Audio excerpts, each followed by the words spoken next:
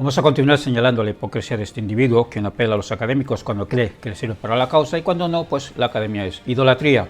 Y de paso veremos la forma peculiar que tiene de evaluar él personalmente desde su sesgo cognitivo los hallazgos arqueológicos. Entonces, antes que nada, comencemos con que la biografía más antigua que se ha encontrado sobre Sargón es posterior a Moisés. Los textos más tempranos que se conocen sobre el nacimiento de Sargón son del periodo neoasirio, y eso es cientos de años después de Moisés.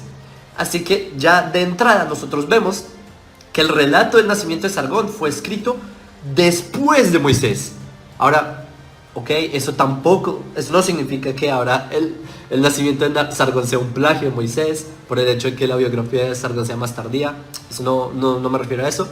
El asunto es si Moisés copió el relato de Sargón o si fue la inversa, aunque dice que Sargón no tuvo por qué copiar a Moisés si deja caer la cronología de la aparición de los textos, de hecho completamente errónea y de forma deshonesta, abriendo la posibilidad de que en todo caso habría copiado Sargón a Moisés.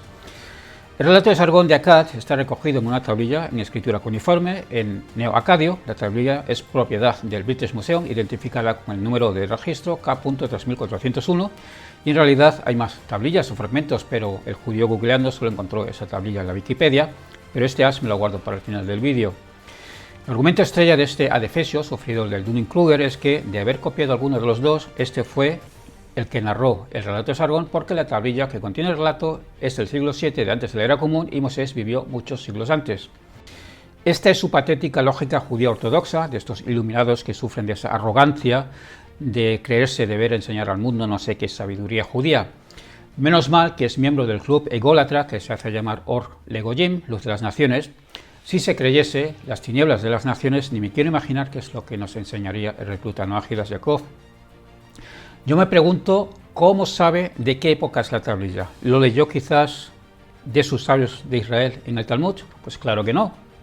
La datación de la tablilla la aporta la Academia Occidental, esa institución perseguidora de los pobres judíos, de la que se mofa y de la que sospecha constantemente. Pero hipocresía judía, cuando cree que le conviene, echa mano de la Academia, aunque sea de la malvada antisemita occidental. Ahí él ya no se considera un idólatra, como me llama a mí constantemente por citarle trabajos académicos. Así que, siguiendo su absurdo planteamiento, le desafié a presentar un escrito hebreo anterior al siglo VII que contenga la narración de Moisés rescatado del río Nilo, ya que los textos más antiguos del libro del Éxodo que tenemos, que es donde se narra esta historia, son los manuscritos de Qumrán, a lo sumo del siglo III de antes de la era común, es decir, muy posterior a la tablilla expuesta en el British Museum, y de hecho ni siquiera he revisado qué es lo que nos ha quedado del libro del Éxodo en Qumrán, ya que estos son muy fragmentarios, quitando unos pocos rollos. Le formulé una pregunta muy simple que podía haber contestado con no tenemos una copia anterior al siglo VII del libro del Éxodo, y en vez de ello se salió por la tangente y contestó lo siguiente. De acuerdo a Adolfo Reutemann, el libro Dos Reyes y Dos Crónicas son definitivamente históricos. De ahí él deduce que la mención en Dos Crónicas capítulo 34 de cuando se encuentra un libro de la ley es una referencia al Deuteronomio, por lo que de ahí muchos académicos afirman que para esa época ya era bien conocido el libro de Moisés. Eso sin mencionar los amuletos de Ketefinom, los cuales contienen un texto de Números capítulo 6, el cual es un capítulo donde se hace mención a Moisés. Por ende, se estima que ya para esa época era popular la existencia de textos acerca de la ley de Moisés. Estamos hablando de alrededor de un siglo antes de la tablilla sobre Sargón. Es decir, le preguntas por el libro del Éxodo y te habla del libro del Deuteronomio, cuando en el Deuteronomio no viene la narración que nos interesa. Su patética línea argumentativa es que si según Reutemann es un hecho histórico la existencia del libro del Deuteronomio en la época de Josías, entonces, y esto ya es paja mental de Yaakov, no idea de Reutemann, entonces el resto de los escritos de Moisés ya existían, y entre ellos el libro del Éxodo, donde se narra el relato que nos concierne. Para nuestro recluta Noajidas, no cabe duda que Moisés escribió la Torá allá por el siglo XIII antes de la era común, y lo peor de todo es que nos menciona al profesor Adolfo Reutemann, y cualquiera podría pensar leyendo la cantinflada de Yaakov que el curador de los rollos del Mar Muerto está de acuerdo con la autoría mosaica de la Torá. Por desgracia, para el recluta Noágidas eso no es así, y si tiene la cara dura de aceptar la opinión académica del profesor respecto a la existencia del libro del Deuteronomio en la época de Josías, pues le recomiendo que lea el libro del profesor Biblia, Exégesis y Religión, una lectura crítico-histórica del judaísmo. Ahí se le explicará que el libro del Deuteronomio fue escrito precisamente durante el reinado de Josías. Supongo que esa parte del académico Reutemann ya no le gustará tanto. Ahí lo despreciará y quizás lo considerará un traidor por ser un judío y encima un rabino.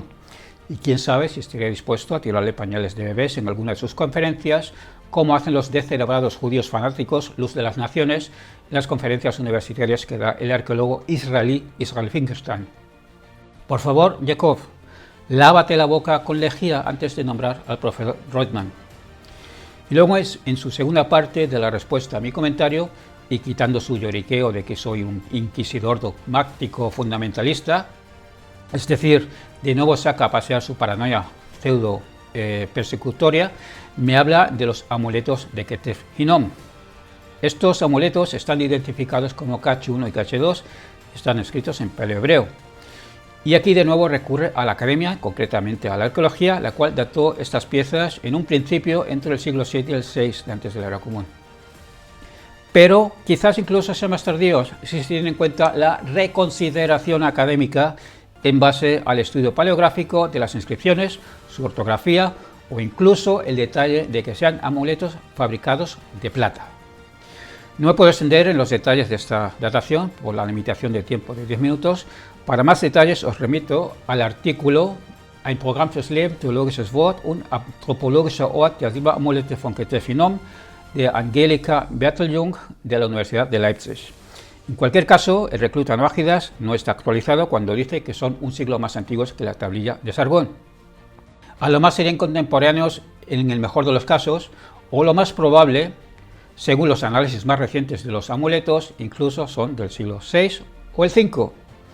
Luego su otra mentira es cuando afirma que contienen un texto del libro de Números. Vuelvo a recordar, el relato de Moisés bebé aparece en Éxodo, no en Números, así que los amuletos no aportan nada para discernir quién copió a quién.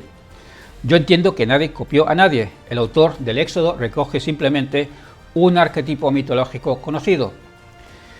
Los amuletos no son una copia del libro de Números, se trata de unas pocas líneas que tienen cierta similitud con la bendición sacerdotal a la que alude Jacob en Números. Es una bendición sacerdotal independiente de cualquier libro bíblico, y en Números se recoge esta tradición incluso a modo de parche. Y eso es fácil de observar si se lee esa parte del libro de Números, y así lo entiende también la academia. Pero lo dicho, más allá de toda esa sarta de sandeces que soltó sobre los amuletos, estos no aportan nada para la cuestión del relato sobre la infancia de Moisés y Sargón I. Y ya para concluir, querido recluta Noágidas, judío iluminado, luz de las naciones, te saco el último as que llevo en la manga. La tablilla K.3401 expuesta en el British Museum no es la única que contiene la leyenda sobre Sargón. Existe en el Museo del Louvre en Francia un fragmento de relato en una tablilla con número de catalogación TCL 1673 que contiene de forma fragmentaria el mito de la infancia de Sargón.